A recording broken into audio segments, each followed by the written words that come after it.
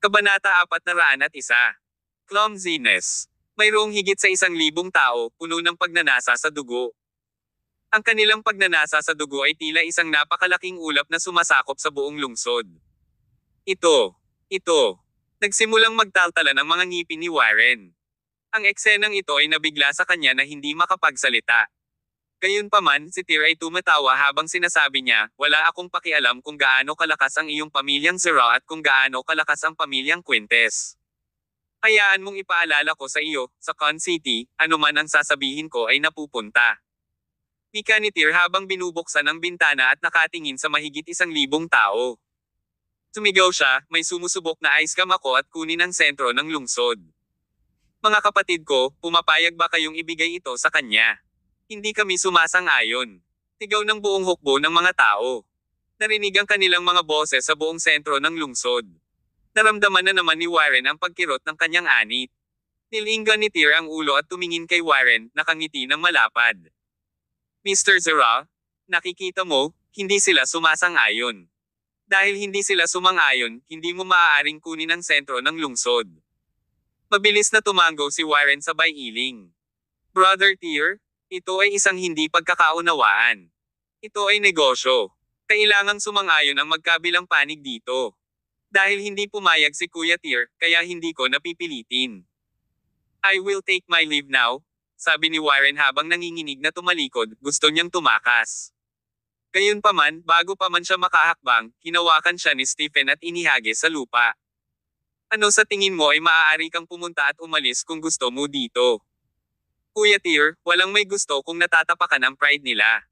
Mayroon akong pamilyang Quintes na sumusuporta sa akin." Umisi si Tyr. "Wala akong pakialam kung suportahan ka ng pamilya Quintes.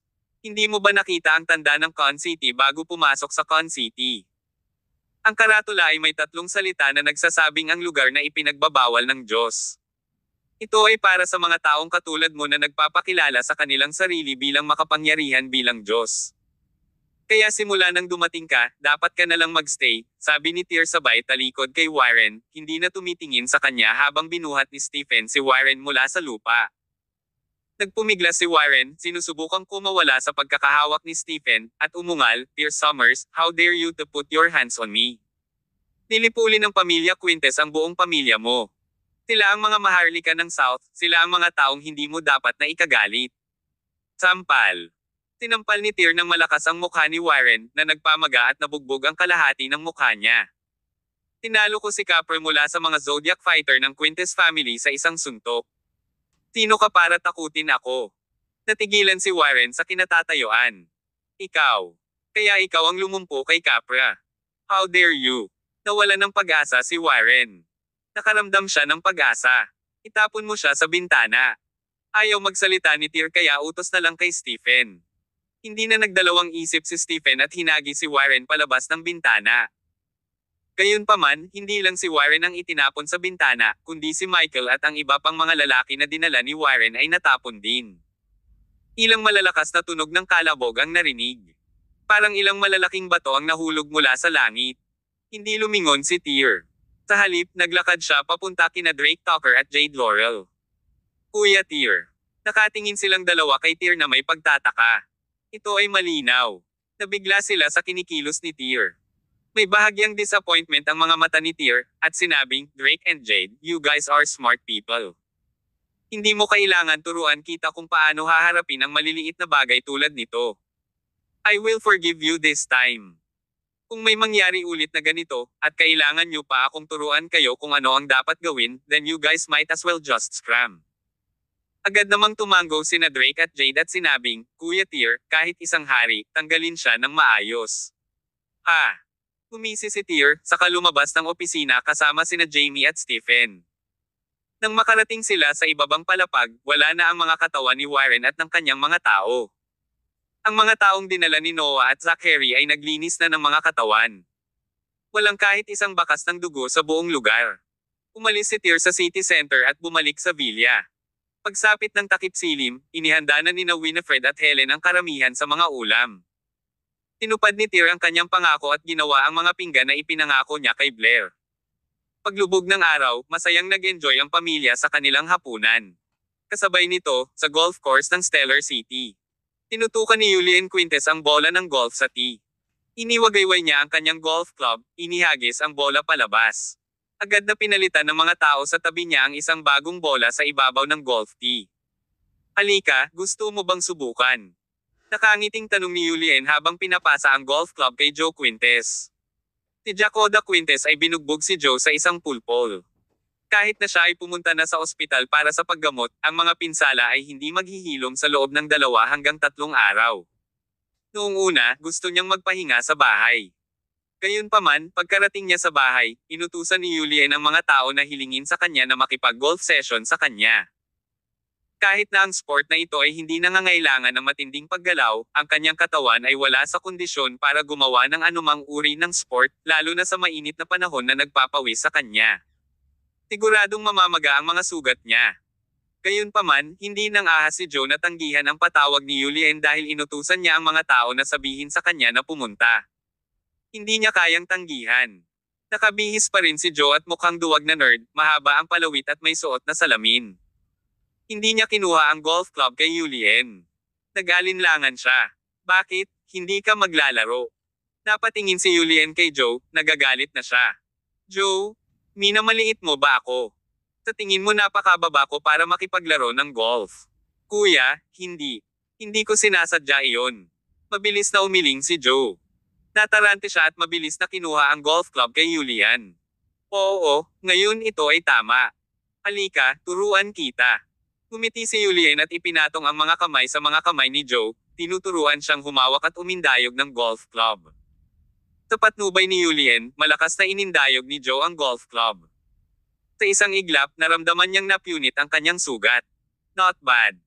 I didn't expect you to be talented in golf, sabi ni Julian habang nakatingin sa ball ang golf na lumilipad palabas. He then waved his hands to the men beside him. Once again the guy took a golf ball and put it on the gold tee. Halika, gawin mo ito sa pagkakataong ito. Tumango si Joe, sa kadahan-dahan niyang binuhat ang golf club. Tod nang walang gabay sa kamay ni Julian, hindi nakuha ng indayog ni Joe ang bola ng golf. Sa katunayan, halos iwagayway niya ang golf tee palayo. Ahaha, ano ka ba? Napawi ang ngiti ni Julian, pinagpatuloy niya ang pagsaway kay Joe. Pulang-pula ang mukha ni Joe, nakatayo siya doon na hindi naglakas loob na magsalita. Tibale, masyado kang clumsy kahit matuto. Pumunta at kunin ang mga bola para sa akin. Kabanata 402. Ang pagkamatay ni Warren Zara. Si Joe Quintes ay hindi makapag-react sa oras. Muling sumigaw si Julian Quintes, bingi ka ba? Saka lang nag-react si Joe. Ang tanging nagawa niya ay tumango at mabilis na sumugod sa direksyon kung saan lumipad ang bola. Kahit gabi na, mainit pa rin ang panahon. Maya-maya, pinagpawisan na si Joe. Nagsimulang mag-init ang mga sugat sa katawan niya. Sumimangot si Joe, kinagat ang kanyang mga labi, at nagpatuloy sa pagpili ng mga bola. Sa labas, sinabi ni Julian na sinusubukan niyang turuan si Joe ng golf. Gayunpaman, sinusubukan lang niyang pagtawanan si Joe. Si Joe ay isang iligal na anak ng pamilya Quintes. Hindi siya makikita ni Julian bilang tunay niyang kapatid kahit anong mangyari. Si Julian ay humihigop ng kanyang alak habang nakatingin kay Joe na tumatakbo, pinupulot ang mga bola ng golf. Sinabi niya sa kanyang mayordomo na si Albert Cantrell, Tito Albert, sa palagay mo ba ay dapat kwalipikadong lumaban para sa posisyon ng tagapagmana ng pamilyang Quintes ang isang walang kwenta na tulad niya? Tumawa si Albert at sinabing, mukha siyang aso. Ahaha, mas masaya siyang laruin kesa sa aso. Sa sandaling ito, si Pigsty, na isang dambuhalang bola ng taba, ay lumakad sa ibabaw. Pinunasan niya ang pawis sa kanyang mukha at nagreklamo, Young Master, ano ang ginagawa mo? Napakainit ng panahon ngayon. Bakit ka naglalaro ng golf? Oh, di ba Joe Quintes yun? Anong ginagawa niya? Namimitas ng mga bola ng golf, sagot ni Julian. Tumawa ng malakas si Pigsty at sinabing, alam niya ba? Ang mga bola ng golf ay ginagamit ng isang beses lamang sa isang laro. May second round pa. Bakit niya pinupulot ngayon? Hayaan mo na siya. Why do you care? Tinitigan ni Julian si Pigsty at sinabing, ginawa mo ba ang sinabi ko sa iyo? Ipinasa ni Pigsty ang telepono kay Julian at sinabing, nandito ang mga video ni Hanson Yard at Skyler Yaleman. Nasa Singapore ang pamilya ni Hanson. Pinagsama ko silang lahat para magkaroon sila ng company sa isa't isa. Kinuha ni Julien ang telepono kay Pigsty. Gusto niyang buksan at panoorin ang video, ngunit ayaw na niyang panoorin ito pagkatapos ng ilang pag-iisip. Ang dugo at karahasan ay hindi niya bagay. Young Master, sino ba talaga ang nakatalo kay Capra? Iniba ni Pigsty ang usapan at nagtanong tungkol kay Capra. Ito ay hindi dahil siya ay nag-aalala tungkol kay Capra. Nag-aalala siya kung sino ang napakalakas na talunin si Capra. Bilang isang malakas na mandirigmang tulad ni Pigsty, gusto niyang hamanin ang iba pang malalakas na mandirigma. Ito ang gustong gawin ng lahat ng malalakas na mandirigma. Para hamanin ang iba. Sumagot si Julien, "It's Dear Summers. Though, I cannot believe na kaya niyang talunin si Capra sa isang suntok." Tanong ni Pigsty, "May testigo ba?" "Meron. Siya si Zane Lee. Gayunpaman, siya ay nakoma. Inutusan ko na ang mga tao na tanggalin ang kanyang life support ngayon." Gayunpaman, ayon sa iba pang mga saksi, si Tyr ay pulubi sa kanya. Super lakas ng pulubi. Naniniwala ako na siya ang tumalo kay Capra. Nasaan na ang pulubing iyon? Nagningning ang mga mata ni Pigsty. Ilang araw na naming hinanap ang buong universo, at hindi pa rin namin siya mahanap. Tinabi ko pa sa mga profesional sa pamilyang Quintes na hanapin ang pulubing iyon. Walang makakahanap sa kanya. Sa tingin ko baka bumalik siya sa Con City. Siguradong agresibo si Tyr Summers. Naglakas loob siyang makipaglaban sa Star Entertainment at ngayon ay nangangahas siyang lumaban sa pamilya Quintes. Baka dahil sa pulubing iyon sa tabi niya. Nakapatong na ang mga kamay ng Pigsty habang sinabi niyang, "Kung gayon, pupunta ako sa Con City ngayon din." Hindi. Agad na pinigilan ni Julien si Pigsty at sinabing, "Dear Summers is none of my concerns.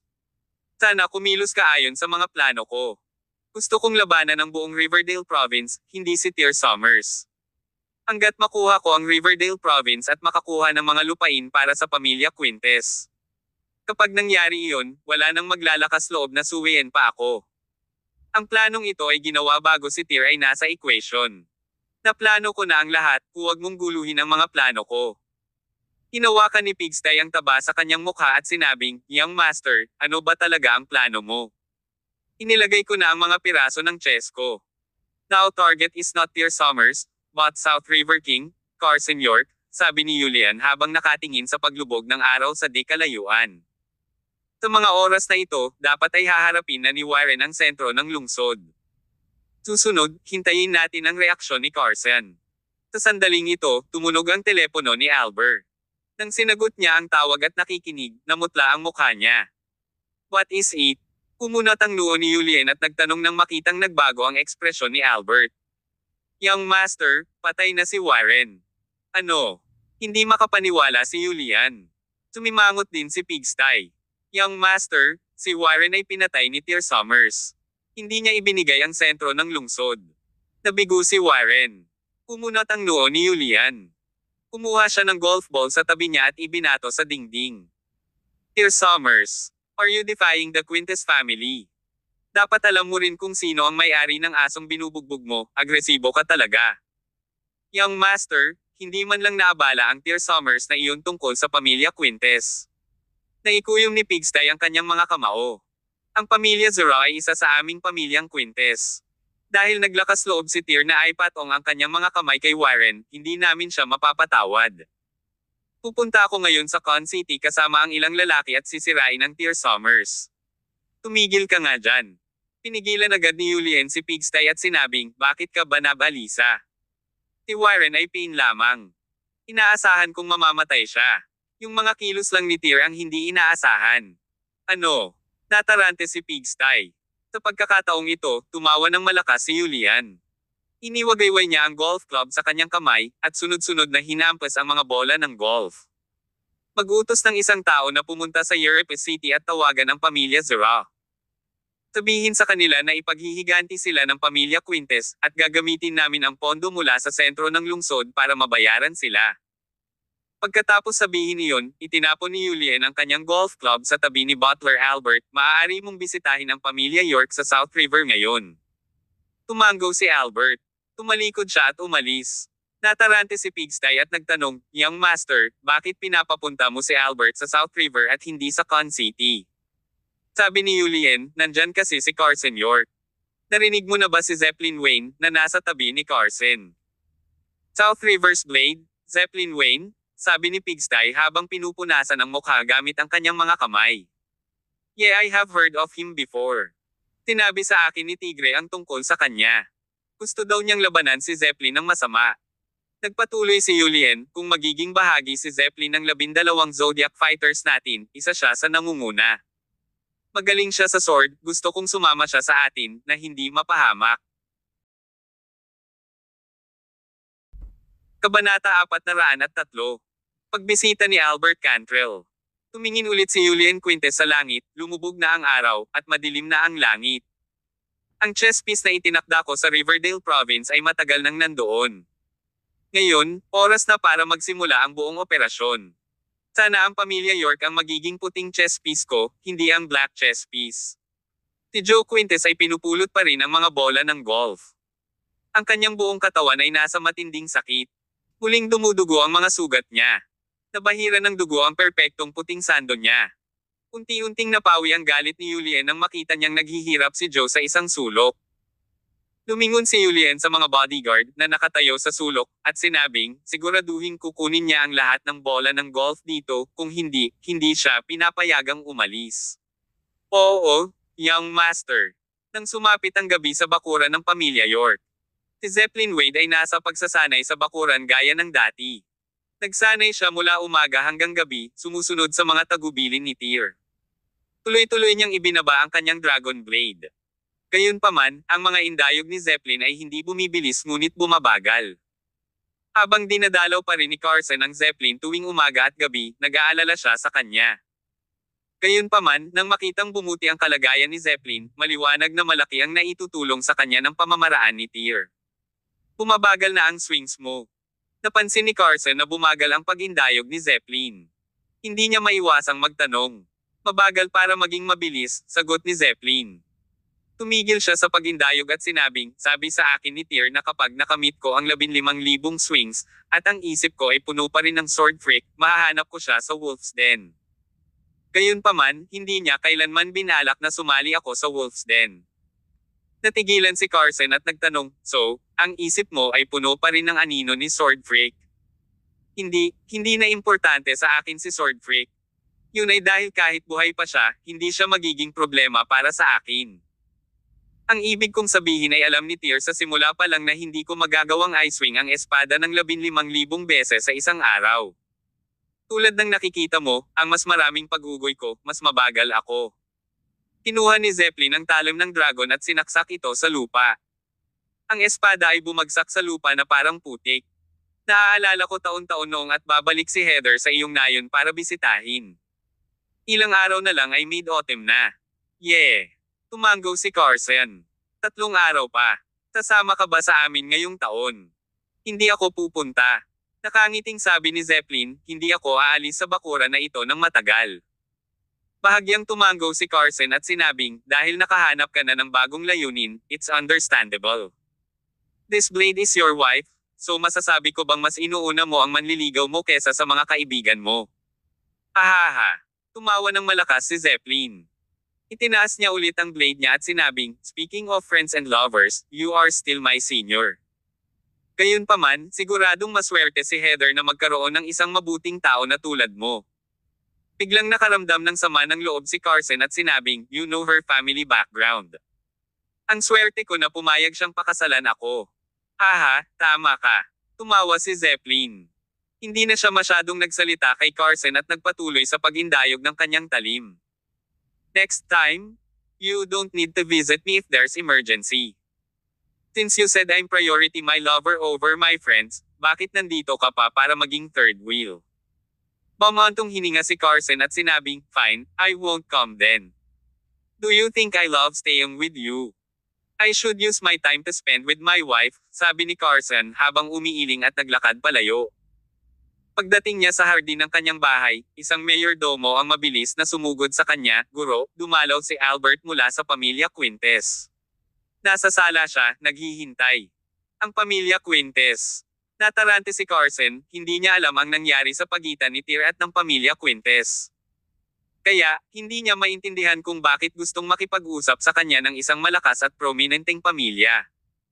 Gayunpaman, dahil ang pamilya Quintes ay isa sa mga maharlika sa Timog, ito ay hindi isang tao na dapat niyang saktan.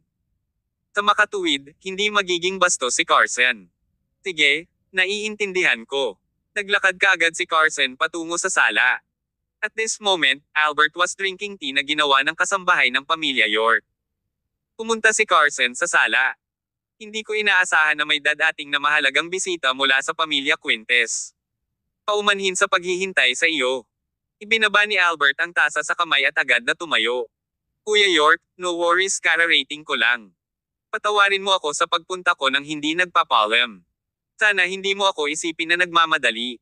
Ahaha, hindi, ayos lang. Natatawang sabi ni Carson. Kahit hindi pa sila nagkikita noon ay may respeto sila sa isa't isa. Para silang mga matandang magkaibigan na matagal nang hindi nagkikita. Wala man lang awkwardness. Umupo si Carson at nakipag-usap kay Albert. Pagkaraan ng ilang sandali, sinabi ni Carson kay Albert na pumunta sa pangunahing punto. Bakit pumunta dito si Kuya Albert para bisitahin ako? May nangyari ba? Napansin ni Albert na kailangan niyang umalis sa lalong madaling panahon, kaya diretso niyang sinabi, pagtingin sa buong lalawigan sa Timog, ang bawat maharlikang pamilya ay may sariling lupain. Ang lalawigan ng Riverdale ay may higit sa 10 lungsod. Kahit na natalo mo na si Yannick Iliud, ang North River King, at nakuha mo ang kontrol sa Hilaga at Timog, ang pagkuha ng titulo ng Riverdale King ay malayo pa rin sa iyo. Ngumiti si Carson at sinabing, tumatanda na ako, wala na akong motibasyon gaya noong bata pa ako. Ngayon, ang titulo ng King na mayroon ako at ang titulo ng Riverdale King ay isang titulo na lang. Kahit anong titulo ang makuha ko, hindi nito binabago ang katotohanan na ang mga tao ay namamatay, kaya walang kahulugan ito. Ahaha. Tumawa si Albert at sinabing, sang-ayon ako sa sinabi ni Brother York. Gayunpaman, wala ka pa sa edad kung saan ka mamamatay anumang oras. Hindi ka pa matanda. At hindi ako naniniwala na wala kang pagnanais na angkinan ng titulong Riverdale King. Kabanata 404. Scram. Dumilat si Carson at sinabing, Kuya Albert, humabol ka lang. Hindi na kailangang magpatalo. Sige. Tumanggo si Albert at sinabing, kahit na ang pamilyang Quintes ang pinakamalaki at pinakamakapangyarihang pamilya sa Hilaga. Nais kong itanong, paano mo ikukumpara ang iyong pamilyang York sa aming pamilyang Quintes? Tumawa si Carson at sumagot, mas malakas ang pamilya Quintes. Kahit na nakontrol ng isang pamilya ang 3 ilog, mas matatag pa rin ang pamilya Quintes, lalo pa ang pamilya ko. Si Carson ay hindi nagmaman sa pamilya Quintes. Sinabi niya ang mga katotohanan. Ngumiti si Albert at sinabi, kung gayon, Kuya York, iniimbitahan ka ng pamilyang Quintes na makipag-alyansa sa amin. Pagkatapos ng alyansa, tutulungan ka ng pamilyang Quintes na umakyat sa titulo ng Riverdale King. Ano sa tingin mo? Napapikit si Carson at sinabing, ang kondisyon. Sumagot si Albert, sa sandaling umakyat ka sa titulong Riverdale King, ang pamilya Quintes ang mamumuno sa 3 ilog. Gayunpaman, makatitiyak ka. Ito ay sa pangalan lamang. Masisiguro namin sa iyo na hindi ito makakaapekto sa iyong mga negosyo. Ibig mong sabihin, gusto mo ang pamilya York na maging isa sa mga vessel ng pamilya Quintes. Sa pangalan lang iyan. Sa sandaling pumayag si Brother York, gagawin ka naming Riverdale King sa loob ng 1 buwan. Para sa pamilya Quintes, ang pagkakaroon ng sasakyang dagat na Riverdale King ay makakatulong sa amin na kumonekta sa ibang mga pamilya. Sa alyansang ito ay isang win-win situation para sa aming dalawa. Inilagay ni Carson ang kanyang mga kamay sa ilalim ng kanyang baba habang nag-iisip. Pagkatapos ay tumango siya at sinabing, tama ka. Sa katunayan, tila ang pamilya York ay higit na nakikinabang dito. Tama ka. Gayunpaman, ngumiti si Carson at umiling, sabi niya. Walang libreng pagkain. Tama ka. Kahit matanda na ako, iniisip ko pa rin na maging Riverdale King. Gayunpaman, para matulungan ako ng pamilya Quintes, kailangang magkaroon ng twist. Hindi ako naniniwalang walang ibang kondisyon mula sa pamilya Quintes. Lumingon si Carson kay Albert at sinabing, kapatid na Albert, sabihin mo lang sa akin ng malinaw ang lahat. Kung ano pa ang mga kondisyon doon, sabihin mo sa akin. Nakangiting sabi ni Albert, sa totoo lang, may konting hiling. Oh, ano yon? Narinig mo na ba ang Tear Summers mula sa Con City? Tear Summers. Natarante si Carson nang marinig ang pangalan. Hindi niya alam kung bakit kasali si Tear sa pamilya Quintes.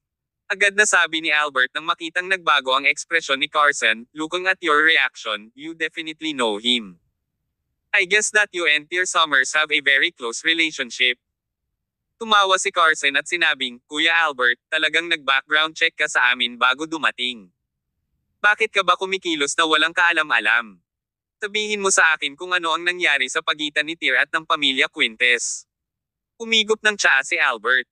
Pagkatapos ay sinabi niya kay Carson ang lahat ng nangyari sa pagitan ni Tear at ng pamilya Quintes.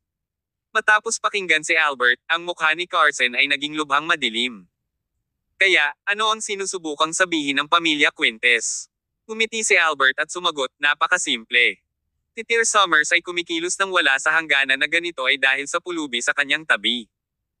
Gayunpaman, sa palagay ko ay hindi mahina ang manlalaban ng South River ng pamilya York na si Zeppelin Wayne. Kung pumayag si Brother York na tulungan ang pamilya Quintes na alisin si Tear, pagkatapos ay magpapatuloy tayo sa plano ng pamagat ng Riverdale King. You're asking me to rid of Tear. Hindi napigilan ni Carson ang tumawa ng malakas. Ito ang pinaka-nakakatawang biro na narinig ni Carson sa buong taon. Kuya York, ayaw mong sumunod. Nagulat si Albert. Mabilis niyang sinabi, Brother York, kailangan mong mag-isip ng maayos. Isa itong pagkakataon para sa iyo. Kung ikukumpara sa isang maliit na Tear Summers, hindi ba mas mahalaga ang titulo ng Riverdale King? Si Brother York ay isang matalinong tao. Naniniwala akong pipiliin mo ang tamang pagpipilian. Hahaha. Umaalingaw-ngaw ang tawa ni Carson sa buong sala. Pagkatapos niyang tumawa ay nalungkot ang mukha niya. Tingnan ang bisita sa labas. Ano? Nagtampo rin ang mukha ni Albert. Pagkatapos ay malamig niyang sinabi, Carson York, nang ahas ka bang suwiin ang pamilya Quintes? Kailangan mong malaman, kapag tinanggihan mo kami ngayon, magiging kalaban ka namin bukas. E ano ngayon? Kitang-kita ang galit ni Carson. Kahit na ang lahat ng marangal na pamilya, ang tatlong malalaking hari, o kahit anong makapangyarihang nilalang ang nasa harapan ko, bakit ako mag-aalaga? Imposibleng gawin ako, Carson York, laban kay Tear.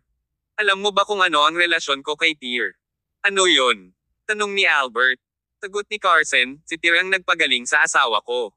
Noong magulo ang Prime City, si Tear ang tumulong sa akin na ayusin ang hidwaan. Noong inatake ako ng Norte, si Tear ang tumalong sa kanila at tumulong sa akin na masakop ang Hilaga. And now, Tear and his wife had accepted my wife as their godmother. He is considered my son. Bakit gusto ng pamilya Quintes na kalabanan ko si Tear, gusto mo bang mamatay? Hindi napigilan ni Carson ang kanyang emosyon. Scram, sabihin sa iyong amo na imposible para sa akin, si Carson York, na maging aso niya. Kung maglakas loob siyang hawakan kahit isang pailay ng buhok ni Tear, ano ba, hindi, ako, uupo. Pagkasabi nito, sinabi ni Carson, alis. Gaya ng inaasahan sa South River King, kinilig si Albert sa kanyang aura. Carson York, huwag mong pagsisihan ito. Ito ay pagpapakamatay upang labanan ang pamilya Quintes. May dumating. Wala nang pasensya si Carson. Sa sandaling magbigay siya ng utos, sumugod ang ilang propesyonal na mandirigma. Kung ang taong ito ay nasa harap ko pa rin pagkatapos ng 10 segundo, patayin mo siya. Oo. Tinitigan ng mga professional fighter si Albert, hindi sila nagbibiro. Kung hindi siya umalis sa loob ng 10 segundo, hindi sila magdadalawang isip at papatayin siya. Carson York, pagsisisihan mo ito. Pagkasabi nun ay galit na umalis si Albert. Pagkaalis ni Albert, galit pa rin si Carson. Ang pamilyang Quintes, sino sa tingin nila? Tingnan natin kung maglakas loob silang subukang hawakan ang tatlong ilog. Kabanata 405. Dalhin ang utak ni Carson York. Umihip ang hangin sa gabi habang kumikinang ang buwan sa kalangitan. Sa villa ni Julian Quintes sa Stellar City, si Julian ay may hawak na baso ng alak. Iniikot niya ang alak sa baso. Ano na naman ito? Biglang sumabog sa galit ang kalmadong puso niya. Galit na galit niyang ibinato ang baso sa sahig. Pagkatapos noon, napatingin siya sa mga ligaw na bulaklak sa kanyang harapan. Bigla niyang kinaiinisan ang mga ito. Para siyang may sakit sa pag-iisip, sinimulan niya agad ang pagsipa at pagtapak sa mga ito. Nang mapanood ito, biglang natarante si Albert. Mahigit 10 taon na siyang nasa tabi ni Julian, sanay na siya sa init ng ulo niya. Maraming taon na ang nakalipas mula nang mawala sa isip si Julian sa galit ng ganito. Kahit na pinatay niya si Maeve Lee gamit ang sarili niyang mga kamay, hindi siya nag-react ng ganito. Sa sandaling ito, si Joe Quintes ay nasa hardin. Nakita niya si Julian na galit na tinatapakan ang mga bulaklak. Gayunpaman, hindi siya pinuntirya ni Julian sa pagkakataong ito, kaya nagpanggap siya na parang wala roon at nagpatuloy sa paggupit ng mga bulaklak at damo. Maliligo muna ako. Ihanda mo ang sasabihin mo sa akin, gusto kong bigyan mo ako ng tamang paliwanag. Kung hindi, tingnan natin kung ano ang mangyayari sa iyo. Nakaramdam ng lamig si Albert sa kanyang gulugod. Naglakad si Julian sa direksyon ng shower habang hinuhubad ang kanyang damit at sapatos. May mainit na tubig 24/7 sa kanyang bathtub dahil anumang oras ay lalakad siya sa bathtub para mag-shower. Makalipas ang 1 oras, nagsuot ng bagong set ng damit si Julian at lumabas mula sa shower. Young Master. Kinakabahan si Albert, matagal na siyang hindi kinakabahan ng ganito. Magsalita ka, sabi ni Julian. Tumango si Albert, sa kanya sinabi kay Julian ang buong pag-uusap nila ni Carson York. Pagkatapos niyang magsalita ay nagpakawala ng malakas na tawa si Julian. Minsan ang pagtawa ay hindi ibig sabihin ng kaligayahan kundi galit. Ano pa ang sinabi ng Carson York na iyon? Huminga ng malalim si Albert at sinabing, sabi niya rin. Sabi niya. Ano ang sinabi niya? Sabi niya ano ang pamilya Quintes. Kung maglakas loob silang tumuntong sa lalawigan ng Riverdale, sisirain ko sila. Mayabang. Sabay tawa ng galit ni Julian. Ang Carson York, siguradong malaki ang loob niya. Isang maliit na York. Okay, very well. Originally I wanted Carson York on my side. Since he wants to defy us, he can die. Pigsty, tumawag si Julian. Pumasok ang matabang pigsty. Ano yun, young master? Your opportunity is here, sabi ni Julian habang naglalakad patungo sa main door at tumangala sa buwan. Gusto kong makita ang utak ni Carson York ngayong tribal festival. Hindi. Hindi tama, gusto ko ang utak ng buong pamilya niya. Hahaha. Napuno ng tawa ni Pigsty ang buong villa. Sa lahat ng mga taon na ito, ang pamilya Quintes ay hindi napigilan at hindi natalo. Bilang isa sa 12 Zodiac fighter sa pamilya Quintes, isa si Pigsty sa pinakamalakas. Ilang sandali na ang nakalipas mula nang magkaroon siya ng isang kasiyasang labanan. Sa sandaling ito, kumukulo ang kanyang dugo. Oo, young master. Huminga ng malalim si Julian at tumingin sa buwan sa langit. Bakit ka nagtatago sa sulok? Sa sandaling ito, lumingon si Julian sa sulok at nanunuya. Si Joe ay nanginginig sa sulok, lumapit siya at sinabing, nasira ang gunting, gusto kong kumuha ng bago, ngunit nakita kitang nagngangalit, kaya natakot akong pumasok.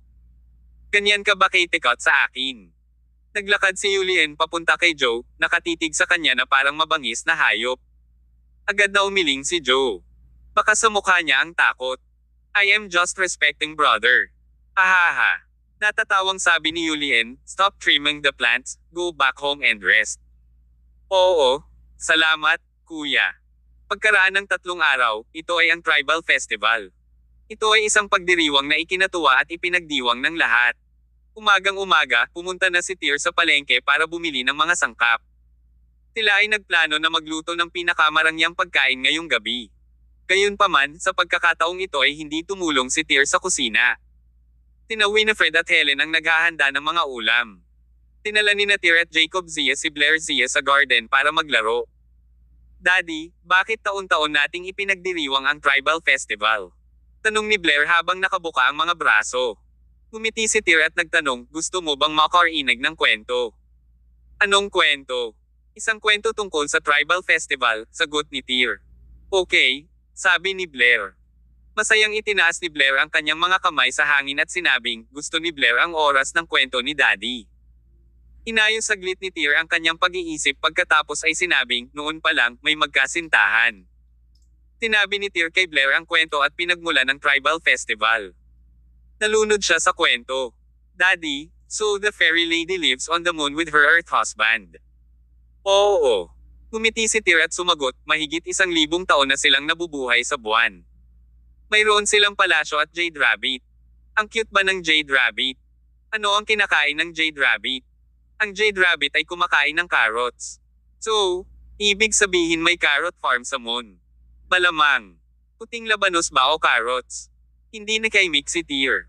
Ganito ang mga bata. Sa sandaling nagsimula silang magtanong, hindi sila tumigil. Gayunpaman, nagtanong sila ng maraming tanong na hindi masagot ng mga matatanda. Nang makitang walang magawa si Tyr sa mga tanong ni Blair, tumawa si Jacob at sinabi kay Blair, "Halika rito, masasabi sa iyo ni Lolo kung kumakain ng puting labanos o carrot ang Jade Rabbit, masasabi ko pa nga kung itim o puti ang Jade Rabbit na iyon." Talaga, Lolo, alam mo ang tungkol sa kuneho. Pumunta si Blair kay Jacob habang nagtatanong pa. Sa sandaling ito, nag-vibrate ang phone ni Tyr. May nakita siyang message sa phone niya mula sa unknown number. Sinabi nito, "Tribal Festival, gabi, ang pamilya Quintes ay gustong patayin ang pamilya York." Lokasyon, ang nayon ng pamilya York. Kabanata 406 hanggang 407. Kabanata 406. Mid-Autumn Festival. Matapos matanggap ang balitang ito, nanginag ang puso ni Tyr. Agad niyang tinawagan ang numerong nagpadala ng text sa kanya. Gayunpaman, ang numero ay incognito. Hindi niya matawagan muli ang numero. Agad niyang tinawagan si Carson York. Natapos ang tawag, at sinabi ni Carson, "Little Tyr, Happy Tribal Festival." Maligayang Tribal Festival, Uncle York. Pagkatapos ay sinabi ni Tyr, "Uncle York, nasa Prime City ka ba?" "Wala ako sa Prime City. Umuwi kami ng iyong ninang sa aming bayan sa Nayon. Taon-taon tuwing Tribal Festival, umuwi kami sa aming bayan. Iyon ay dahil ang death anniversary ng aking ama ay sa parehong araw." Oh, tumango si Tyr. Nakaramdam siya ng lamig sa kanyang gulugod. "Tito York, kasama mo ba si Zeppelin?" "No." Sagot ni Carson, "Ang taong iyon ay nakatutok sa sword skill na itinuro mo sa kanya." Walang tigil niyang iniindayog ang kanyang espada sa bahay. Baka isipin niya na ang kanyang espada ay kanyang asawa. Huminga ng malalim si Tyr. Napagtanto niya na ito ay masama. "Tapos, sinong dinala mo?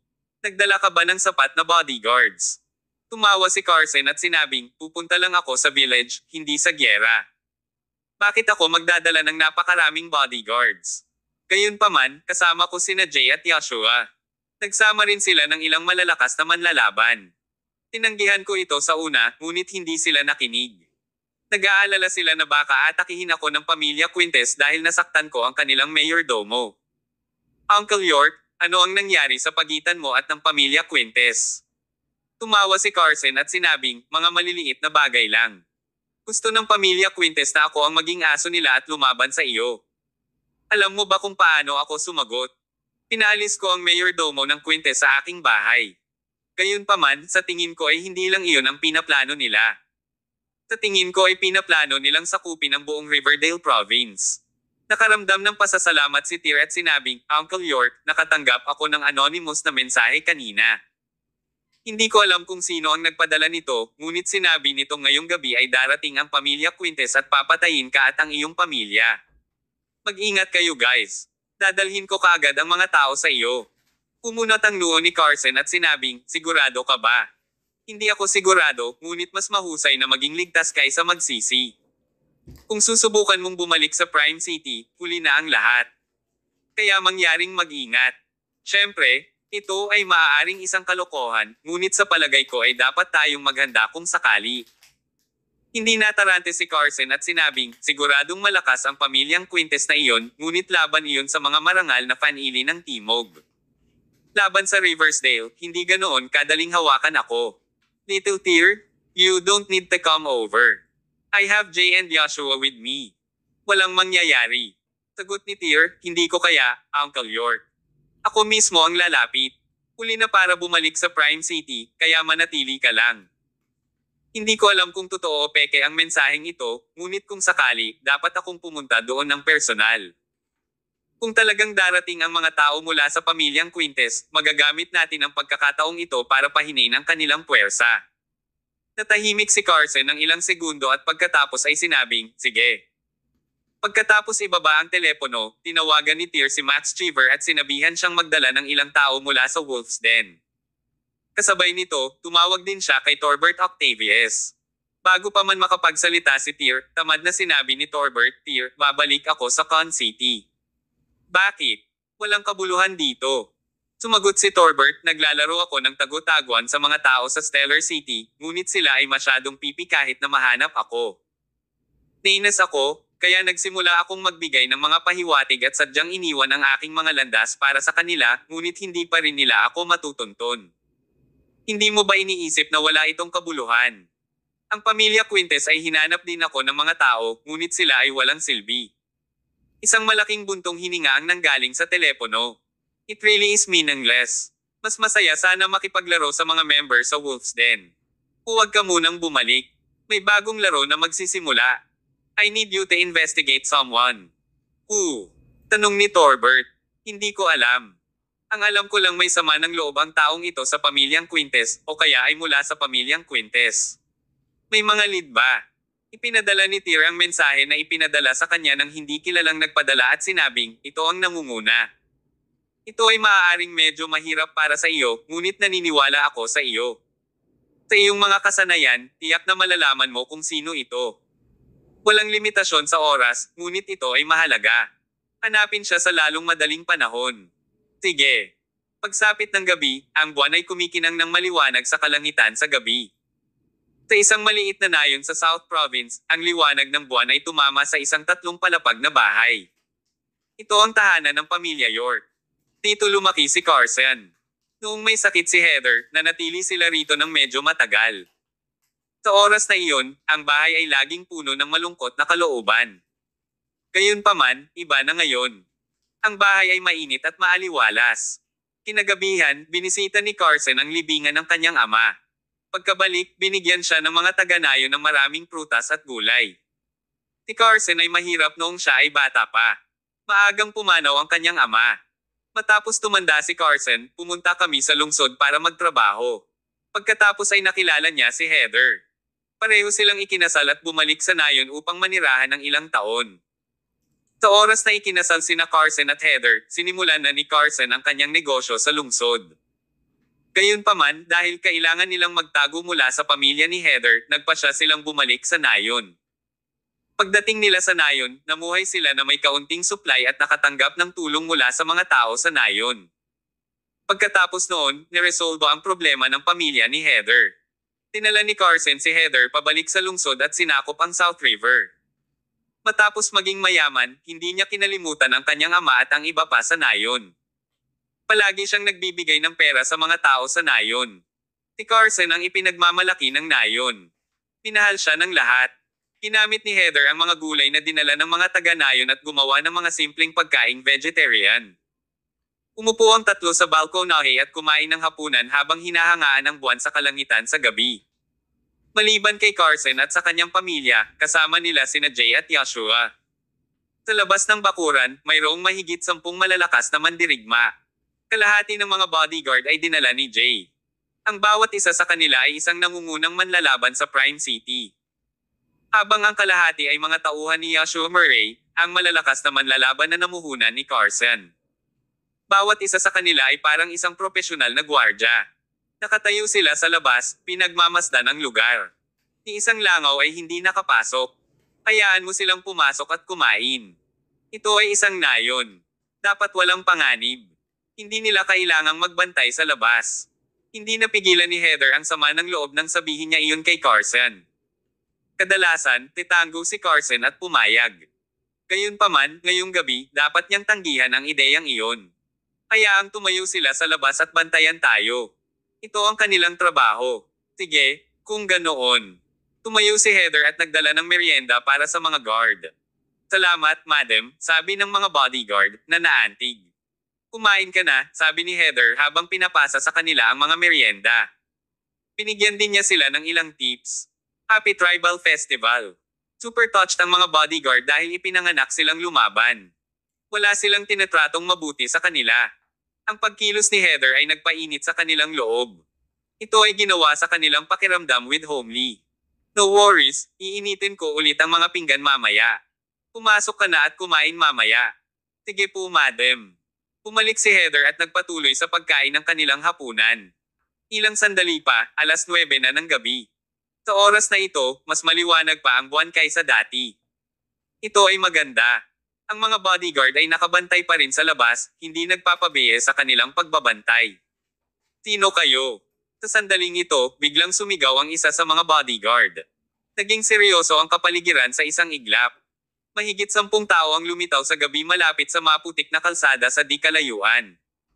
Ang taong nangunguna ay isang matabang nasa katanghaliang gulang na lalaki. May tato ng baboy sa kaliwang pisngi. Hindi mabilang na malalakas na mandirigma ang sumabay sa kanya. Haha, hindi ko akalain na pupunta ang South River King sa ganoong kalayuan sa village para ipagdiwang ang tribal festival. Sumakit talaga ang ulo ko dito. Reklamo ni Pigsty habang naglalakad patungo sa bahay ng pamilya York. Inilabas ng mga taong sumusunod sa likod niya ang kanilang mga armas at napuno ng bloodlust. Mga kaaway. Naalerto ang mga bodyguard at agad na sumugod sa mga sumalakay. Hehe. Mukhang handang lumaban si Pigsty. Habang sumusugod ang isa sa mga bodyguard ng pamilya York, nasuntok na ni Pigsty ang bodyguard. Bam! Ang suntok ay parang isang matanda na baboy ramon na sumara sa bodyguard ng pamilya York. Lumipad ang bodyguard mga 7 hanggang 8 metro ang layo mula sa suntok ni Pigsty.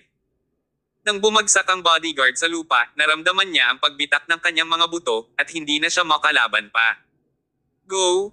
Huwag magtira ng sinuman. Lalong naging mabangis ang ekspresyon ni Pigsty.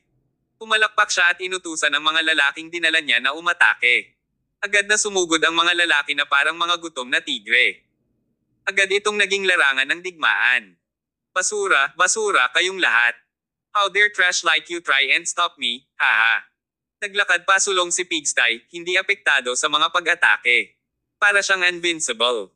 Ang mga bodyguard sa pamilya Carson ay pawang malalakas. Ang bawat isa sa kanila ay maaaring kumuha ng 20 tao sa kanilang sarili. Gayunpaman, sa harap ng Pigsty, sila ay walang iba kundi mga langgam. Wala silang magawa laban sa kanya. Hinawakan ni Pigsty ang isa sa mga bodyguard ng pamilya York gamit ang isang kamay at madali siyang itinapon. Walang maramdaman si Pigsty sa kanilang mga pag-atake. Gayunpaman, maaaring masuntok sila pabalik ni Pigsty. Basura. Hinawakan ni Pigsty ang isa sa bodyguard ng pamilya York gamit ang isang kamay habang sinuntok niya pabalik ang bodyguard gamit ang kabilang kamay. Basag. Nabasag ng suntok ni Pigsty ang mga buto ng bodyguard. Pagkatapos ay sinipa ni Pigsty ang bodyguard, dahilan para lumipad ito ng ilang metro ang layo. Sa sandaling ito, narinig ni Carson at ng iba pa ang kaguluhan sa labas.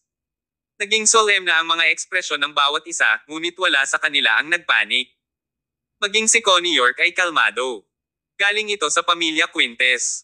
Tinawagan ako ni Little Tear kaninang hapon para balaan ako. Tinanggihan ko ang pamilya Quintes, kaya nagpapadala sila ng mga tao para patayin tayo. Paliwanag ni Carson. Kaya mo ba silang labanan? Tanong ni Heather. Kaya ko, pero sa hitsura nito, hindi maganda ang sitwasyon ngayon, sabi ni Carson habang nakatingin kina Heather at Connie at sinabing, darating si Little Tear kasama ang ilang tao para tumulong. Dapat silang dumating anumang oras sa lalong madaling panahon. Umakyat muna kayo at magtago. Hindi mo dapat makita ang pagdanak ng dugo. Tumango sina Heather at Connie. Pagkatayo nila sa kanilang mga upuan ay nakarinig sila ng malakas na tawanan. Lumipad sa bakuran ng 2 bodyguard at malakas na bumagsak sa lupa. Pumasok ang isang matabang figure. Carson York, papatayin kita ngayon at ang buong pamilya mo. Agad na tumayo sina Jay Blade at Joshua Murray at tumayo sa harap ni Carson at ng kanyang pamilya, ipinagtanggol sila. Alis. Angal ni Joshua ay kay Pigsty. Bilang pinuno ng grupong protectorate ng pamilya York, nagkaroon siya ng hindi kapani-paniwalang aura. Wow! May isa pang malakas na manlalaban dito. Tamang-tama para sa akin na magpainit. Bilang isa sa 12 Zodiac Fighters ng pamilya Quintes, matagal na akong nakakakuha ng magandang laban. Inihanda ni Pigsty ang kanyang kamao at mabilis na lumapit kay Joshua nang matapos itong magsalita. Tumango si Joshua. Hinawakan niya ang kanyang kamao at inihanda ang sarili. Pareho silang naghagis ng kanilang mga suntok sa parehong sandali. Nagsalubong ang kanilang mga kamao. Bam! Kabanata 408. Paano ito posible? Isang malakas na tunog ng pagsalubong ng mga kamao ang narinig. Si Joshua Murray ay umatras ng 3 hakbang, habang si Pigsty ay napaatras lamang ng 1 hakbang. Nabigla si Joshua sa lakas ni Pigsty. Habang sa mga mata ni Pigsty, excited siyang makalaban sa isang malakas na tao sa wakas. You managed to make me take a step back. No wonder Carson was so confident. He actually has such a strong fighter with him. You have managed to grab my attention. Nang matapos magsalita si Pigsty, muli siyang naglunsad ng pag-atake kay Yashua. Si Jay na nakatayo sa tabi, ay inilabas ang kanyang punyal. Tinugod niya si Pigsty at Yashua. Nakatutok na ang punyal niya kay Pigsty. Sa simula pa lang ay hindi na pinansin ni Pigsty si Jay kaya hindi niya inasahan na ganito kagiting si Jay. Nang halos mahawakan na ng punyal si Pigsty ay mabilis siyang umiwas. Dahil sa mataba niyang katawan, hindi niya naiwasan ang punyal sa oras, at nagkamot ito sa kanyang katawan. Gumawa ito ng manipis na hiwa sa katawan ni Pigsty na nagsimulang magdugo. Matabang baboy, hindi ako papayag na mag-wild ka dito. Nang makita ni Pigsty ang hiwa sa kanyang kamay na may dugong umaagos, napangiwi siya. Dalawang malakas na manlalaban. Kung ganon, dapat mamatay na lang kayong dalawa. Sa sandaling ito, halatang galit si Pigsty. Pagkatapos ay kinuha niya ang dalawa ng walang basag na pawis. Umalangaw-ngaw sa buong bakuran ang tunog ng labanan. Kahit mataba si Pigsty, mabilis pa rin siya, at maganda ang reaction time niya. Si Yashua at Jay ay natalo ni Pigsty ng napakadali. Tinuntok ni Pigsty si Jay sa dibdib, si Jay ay itinapon sa lupa habang ang kanyang punyal ay nahulog sa tabi niya, maya-maya. Kasabay nito, inipon ni Yashua ang lahat ng kanyang lakas at ibinato ang 6 hanggang 7 suntok kay Pigsty. Gayunpaman, ang bawat suntok niya ay masyadong malambot. Pinipigilan ng mga taba ni Pigsty ang lakas ng mga suntok ni Yashua. Masyadong malambot ang mga suntok mo, imposibleng mabali depensa ko. Ngayon, turn ko na. Pinato ni Pigsty ng suntok ang noo ni Yashua matapos niyang tapusin ang kanyang pangungusap. Bam! Parang lindol ang suntok, na napunit ang ulo ni Yashua. Nawala ang isip ni Yashua. Lumipad ang kanyang katawan sa malayo at bumagsak sa lupa. Umagos ang dugo sa ilong niya, sinubukan niyang gumapang pabalik pero hindi siya pinakinggan ng katawan niya. Humihingal siya sa lupa, nahihilo ang ulo. Hindi na siya makabangon pa. Vulnerable. Tumingin si Pigsty kina Jay at Yashua. Ibinaba niya ang kanyang mga kamao. Napuno na naman ng bangis ang mukha niya. Sa sandaling ito, nakaupo pa rin si Carson at ang kanyang pamilya sa mesang bato. Kalmado pa rin ang kanilang mga mukha. Hindi sila natakot sa lahat. Magpapakilala ako. Ako ay isang Pigsty, isa sa 12 Zodiac Fighters ng pamilya Quintes. Ngayon, narito ako upang tuparin ang utos ng aking Panginoon na patayin ka at ang iyong pamilya. Sigurado akong wala na kayong ibang sasabihin, tama ba? Malamig na tumawa si Carson at sinabing, sa tingin mo kaya mo akong patayin. Hahaha. Tumawa ng malakas si Pigsty. Why can't I? Yung 2 bodyguard na katabi mo ay natalo ko na, habang yung ibang bodyguards na nakatayo sa labas ay half dead na. Unless you and your family have grown wings, you have no way of escape, sabi ni Pigsty habang naglalakad siya papunta kay Carson at sa kanyang pamilya. Nakakatakot na walang karne para sa tribal festival celebration dinner, sabi ni Pigsty habang kinakain niya ang lahat ng pagkain sa mesa. Una, sinipsip niya ang mga ito. Pagkatapos, nilamon niya ito. Hindi man lang siya nguya at diretsong nilunok ang pagkain. Kinain niya ang lahat ng nasa mesa, sunod-sunod, sa parehong paraan, nilunok lahat. Para talagang baboy ang lalaking ito. Sa loob ng 10 segundo, naubos na niya ang kalahati ng pagkain sa mesa. Tumigil ka, matabang baboy. Kapag naubos mo ang pagkain, ano kayang kakainin ni Kuya Tirko pagdating niya mamaya? Hindi napigilan ni Connie na masampal ang kamay ni Pigsty. Tumingin si Pigsty kay Connie at nagtanong, sino? Natakot si Connie sa paraan ng pagtingin ni Pigsty sa kanya at sumagot, hindi mo kailangang pakialaman kung sino ang tinutukoy ko, kailangan mo lang malaman na hindi nakahanda ang pagkain para sa iyo. You guys are gonna die soon, syempre kakainin ko ang pagkain dito. Kung hindi, ito ay mapupunta sa basura. Tama ba ako, batang babae? Pagkasabi noon ni Pigsty ay inihampas niya ang kanyang mga kamay sa stone table. Nahati sa kalahati ang mesa sa lakas niya. Nagulat si Connie sa tunog, habang si Carson at Heather ay nagsimulang magpanik. Dapat ay dumating na si Tyr ngayon, ngunit wala pa rin siyang nakikita. Naramdaman ni Carson na nasa panganib sila ngayon. Sige, hindi na ako dapat mag-aksaya ng oras. Nagunat at dumighay si Pigsty. Salamat sa pagkain. Para mabayaran kayo, sisiguraduhin kong bibigyan kayo ng walang sakit na kamatayan. Tumingin si Pigsty kina Heather at Connie at sinabing, Carson York, bakit mo sinalungat ang pamilya Quintes? Papatayin ko muna ang asawa at anak mo para maramdaman mo ang sakit ng pagkawala ng mga mahal mo sa buhay. Ang sino mang makasakit sa pamilya Quintes ay hindi magkakaroon ng magandang resulta. Sabi ni Pigsty habang hawak niya si Connie, magsisimula ako sa iyo pagkatapos, batang babae. Kuya Tyr. Nataranta at sumigaw si Connie habang umaatres. Kahit natawagan mo ang hari ay walang silbi. Mabangis ang ekspresyon ni Pigsty. Biglang may sumigaw sa labas ng pinto. Ang ilang mga katawan ay itinapon sa bakuran, matigas na bumagsak sa lupa. Anong nangyayari? Mabilis na napalingon si Pigsty nang makitang nasa sahig ang kanyang mga tauhan, puno ng dugo at nagsisigawan sa sakit. Pasensya na po, Ninang. Medyo late na ako. Narinig ang boses ni Tyr na sinundan ni Matthew Collins, Stephen Cole, at iba pang malalakas na mandirigma na naglalakad papunta sa bakuran. Lumingon si Pigsty. Nakita niya si Tyr at ilang iba pa na naglalakad papasok. Napangiwi siya. Sa sandaling ito, nararamdaman niya ang malakas na aura na dumadaloy sa kanya. Ramdam ni Pigsty ang banta hindi lang kay Tyr, kundi sa bawat tao sa likod ni Tyr. Kuya Tyr, dumating ka na rin.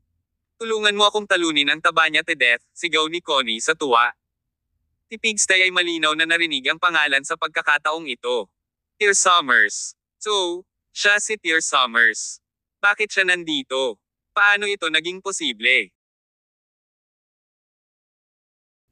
Kabanata 409. Matthew Collins vs Pigsty. Bakit dito magpapakita si Tyr Summers kung nasa Con City lang siya? Maliban kung, syempre, nahuli niya ang plano ng pamilya Quintes at sumugod. Mamatay. Tinundan ni Pigsty si Connie York nang mabilis na sumulong si Tyr patungo sa kanila. Napakabilis niyang kumilos at sa isang kisap mata lang ay nasa tabi na ni Pigsty si Tyr. Dapat kanina ka pa humingi ng permiso sa akin na sinusundan ang babae. Bam! Mabilis na dumating ang suntok ni Tyr at malakas na dumapo kay Pigsty na nagulat sa sobrang lakas ni Tyr. Isang suntok lang ang kailangan para mapalipad ng malayo ang chunky Pigsty. Isang matinding kirot ang bumungad sa kanyang dibdib nang bumagsak ang makapal niyang katawan sa lupa. Nanginginig na tumayo siya at nagtatakang tumingin kay Tyr. Ikaw. Imposible. Humisi si Tyr. Ito ang suntok na tumapos kay Capra. Parang mas malakas ka sa kanya. So, ikaw ang may pananagutan sa pagkamatay ni Capra. Nagulat si Pigsty. Bakit ka nandito? May ngiti sa labi, nilabas ni Tyr ang cellphone at binuksan ang anonymous message. May nagtip sa akin, kahit na wala akong ideya kung sino ang taong iyon. Ipinapalagay ko na ito ay alinman sa mga kaaway ng pamilya Quintes o isang tao sa loob ng pamilya. Dahil dyan, nakaisip kami ni Uncle York ng kaunting plano para sa bitag. Kung hindi ako nagkakamali, Pigsty ka diba? How dare you come after King York himself? May death wish ka ba? Malakas na wika ni Tyr na parang gusto niyang marinig ng iba. Hindi inaasahan ni Pigsty ang mga pangyayari. Noong una, inisip niya na ang pagpatay kay Carson ay isang madaling trabaho kasama ang kanyang pangkat ng mga mandirigma dahil nakatanggap sila ng balita na ang pinakamalakas na mandirigma ni Carson, si Zeppelin Wade, ay wala. Hindi niya akalain na isang tila madaling misyon ang kanyang huling misyon. Tapat na ang pag-atake ni Tyr para ma-realize ni Pigsty na hindi maganda ang magiging wakas para sa kanya. Tyr Summers, Carson York, ang pamilyang Quintes ay hindi isang taong gusto mong i-provoke. Bakit hindi natin tawagan itong dalawa ng isang gabi? Hahayaan mo ako, at kakausapin ko sila at kukunin silang lutisin ang awayan. Parehong tumawa sina Tyr at Carson, nakikinig sa mungkahi ni Pigsty. Now, kumaway ang kanyang kamay, sinabi ni Tyr, tinapos ko ang buhay ni Capra, at gagawin ko rin dito, maliit na baboy. Tyr Summers, ingatan mo ang bibig mo. Ang pamilya Quintes ay hindi dapat guluhin. Bam! Bago niya matapos ang kanyang pangungusap, pinutol ni Matthew Collins ang kanyang unang pangungusap. Tumigil ka sa kadaldal. Nagmamadaling umakyat, nataman si Pigsty sa balikat ng suntok ni Matthew at agad na nakaramdam ng matinding sakit. Hindi maikukumpara ang mga suntok ni Matthew sa ordinaryong tao. Si Pigsty, sa kanyang mabilog at mataba na katawan, ay madaling makayanan ang mga suntok mula sa ibang tao ngunit hindi kay Matthew. He is all yours, Matthew Collins. Bawal kang bumalik sa Wolves Den hanggat hindi siya namatay. Ibinigay ni Tyr kay Matthew ang mga order at umupo sa isang granite table sa malapit, doon ay ilang mga festive foods. Munching on one, he remarked, assorted nuts, paborito ko. Itinuon niya ang kanyang atensyon kay Stephen Cole at sa iba pa, na nasa gilid, at sinabing, linisin mo ang kalat sa labas at kumain ng ilang maligayang pagkain kapag tapos ka na. Habang kumakain siya ng napakasarap na cake, idinagdag niya, ang ganda ng buwan ngayong gabi. Talaga naman. Kinuha ni Carson ang isang piraso ng festive cake. Maligayang tribal festival. Doon, papasok na sa huling yugto ang laban nina Matthew at Pigsty. Parehong napakalaki ng mga karakter na hindi lumaban sa anumang magarbong trick o espesyal na taktika. Nang hindi gumagalaw, naglabas sila ng mga hampas at suntok sa isa't isa. Sa pagtatapos, naging parang orasan ang pagganap nito, kung saan tinamaan ni Matthew si Pigsty bago ibinalik ang pabor, habang patuloy silang nagpapalitan ng suntok. Ang pagtama sa isa't isa ng hindi bababa sa ilang dosenang beses, ito ay kagiliw-giliw na tandaan na ang kanilang mga katawan ay well-equipped upang protektahan ang kanilang sarili mula sa pinsala. Pigsty had his layer of fatty flesh to tank while Matthew's protection was his muscular body. Sa katotohanan, ang mga taba ay hindi tugma para sa mga kalamnan. Nang malapit nang matapos ang laban, sapat na ang bawat suntok ni Matthew para magdulot ng matinding sakit. Sa kabaligtaran, humihina ang mga hit ni Pigsty. Tapos na ang laro. Umungol si Matthew at hinampis ng malakas ang dibdib ni Pigsty. Isang malakas at mahinang tunog ang narinig habang si Pigsty ay umatras ng ilang hakbang, pilit na kinakalma ang kanyang katawan. Gusto niyang manatili sa kanyang mga paa ngunit sa huli ay sumuko sa napakalaking impact at bumagsak sa lupa. Sa pamamagitan nito, nakahiga siya doon para sa kabutihan. Siya ay nagtamo ng napakalaking pinsala sa organ at namatay na may dugong umaagos sa lahat ng kanyang mga orifice. Sabay-sabay na natapos si Stephen at ang barkada sa paglilinis, kahit na may kaunting insidente. Kuya Tyr, isang tao mula sa pamilyang Quintes ang naglarong patay at nakatakas nang pumasok kami. Dapat ba natin siyang sundan? Tanong niya. Hey. Tyr chuckled. Natakot ako na hindi siya tatakas. This is great news. Why are you so concerned? Kahit walang nakatakas ngayong gabi, hahanap pa rin tayo ng paraan para mailabas ang isang tao. Hindi maintindihan ni Stephen ang pinaplano ni Tyr. Ang mga miyembro ng Wolves Den ay nakatuon sa pagpapataas ng kanilang lakas sa pakikipaglaban. Sa paniniwalang ang kamao ang pinakahuling sagot, napabayaan nila ang kanilang talino at paghuhusga. Kaya, makatwiran para sa kanila na hindi maunawaan ang intensyon ni Tyr. Parehong ngumiti sina Tyr at Carson. Sila lang ang nakakaalam ng nangyari. Kinawian ni Tyr si Matthew Collins at ang iba pa at sinabing, maglinis ka na. Huwag mong kalimutang isakay ang baboy na iyan sa kotse, ipapadala mo siya sa crematorium mamaya. Kapag tapos na ito, halika at kumain ng some festive foods. Nakatayo sa gilid, idinagdag ni Heather Quelch, I will prepare some dishes. We have some liquor at home, let us celebrate the tribal festival together. Kabanata 410. Tigre. Pagkatapos ay pumunta si Heather Quelch sa kusina habang si Connie York ay masunurin na yumako sa responsibilidad na gamutin ang mga pinsala nina Jay Blade at Joshua Murray. Ang labanan ay nagdulot ng malaking bilang ng mga nasawi sa mga mandirigma ng pamilya York. Para dyan, nakipag-ugnayan si Carson York sa mga tao mula sa Prime City para asikasuhin ang mga bagay. Para sa isang taong tulad ni Carson, na palaging nabubuhay sa dulo, ang mga sitwasyong ito ay hindi nakaabala sa kanya. Ganoon din sina Heather at Connie. Ang pagkain sa gitna ng mga bangkay ay hindi gaanong nangyari. Sa ilang sandali, naghanda si Heather ng ilang masasarap na pagkain. Nagbukas din siya ng isang malaking bote ng dekalidad na alak para isama sa pagkain habang nagsimulang magpista ang mga tao. Little Tyr, narito ang isang toast para sa iyong pagtulong sa pamilya ng York, cheers. Itinaas ni Carson ang kanyang baso ng alak at nagpasalamat kay Tyr mula sa kaibuturan ng kanyang puso. Nakangiting mahinang sumagot si Tyr, masyado kang mabait, Mr. York. Kung tutuusin, ako ang dahilan ng pangyayaring ito. Kung hindi dahil sa akin, hindi sana nasangkot ang pamilya York sa pamilya Quintes. Hindi. Kung wala ka, susundan pa rin nila tayo. Umiinom ng kalahating baso ng alak, nagpatuloy si Carson, bilang ang nangingibabaw na paksayon ng Astral Province, ang pamilya Quintes ay may napakalaking kayamanan at kapangyarihan na isa sa mga pinakadakilang pamilya sa Timog. Iyon ay sinabi, ang kanilang larangan ng impluwensya ay limitado sa Astral Province, na nangangahulugan na marami sa kanilang mga aktibidad sa negosyo ay hindi maaaring lumawak sa ibang mga lugar. Kaya, gaano man sila kalakas at mayaman, hinding-hindi sila manggenguna sa mga ranggo. Simula, ilang taon na ang nakalilipas, hinahangad nilang palawakin ang kanilang impluwensya sa ibang mga rehiyon sa Timog. Kung titingnan mo ang paligid, ang lalawigan ng Riverdale ay itinuturing na pinakamagulo at pabago-bagong lalawigan. Ang walang katapusang awayan sa pagitan ng North River at South River ay humadlang sa anumang mga pagtatangka para sa isang solong pinunong nangangasiwa sa lalawigan ng Riverdale. Sa makatuwid, ang pamilya Quintes ay nagtatayo ng kanilang presensya dito sa Riverdale Province.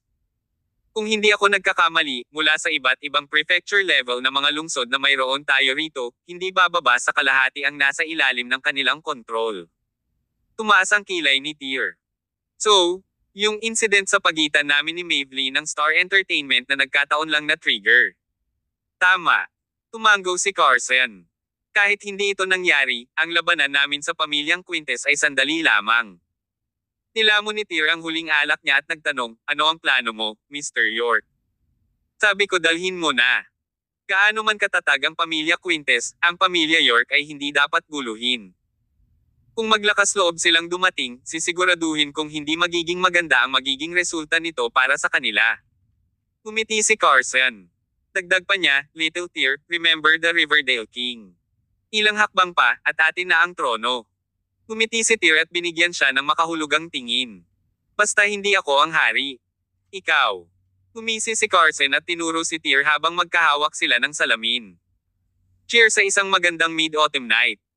Kinaumagahan, habang ang sinag ng araw ay tumama sa lupa, narinig mula sa kanyang villa sa Stellar City ang tunog ng pag-ungol ni Julian Quintes sa sobrang galit. Carson York at Tyr Summers, mga mayabang talaga kayo. Siya ay lubos na nagalit matapos malaman na si Pigstay at ang iba pa niyang pinakamahuhusay na manlalaban ay nawala ng buhay sa Riverdale Province. Nasa sala ang manlalaban na nakatakas sa Prime City. Buong gabi siyang naghihintay sa labas ng gate ng villa ni Julian. Nihimbing ang tulog ni Julian pagdating niya. Kaya't, kahit na mayroon siyang lubhang apurahang balita, hindi siya nang ahas na abalahin ang pagkakatulog ni Julian. May alituntunin si Julian na hindi na siya madyay gising sa kanyang pagtulog. Dati, isang tapat at pinagkakatiwalaang subordinate ang pinatay on the spot dahil lang ginaisang niya si Julian mula sa kanyang pagtulog para sa isang kagyat na bagay.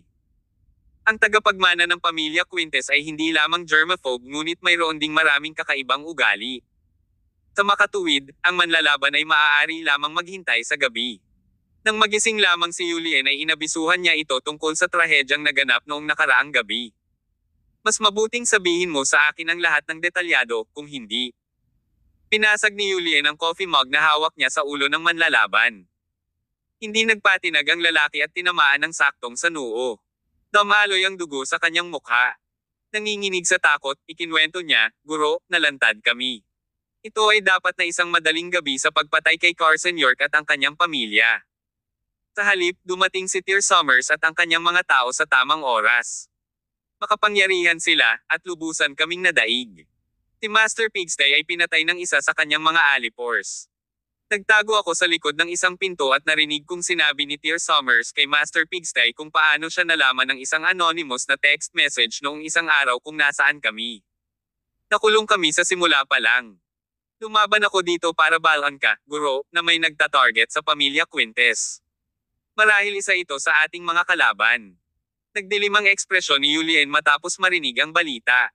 Walang sino man dito sa Astral Province ang makakalaban sa pamilya Quintes. Paano nangyari iyon? Nagsisinungaling ka ba sa akin? Agad na lumuhad ang lalaki. Master, hinding-hindi ko gagawin iyon.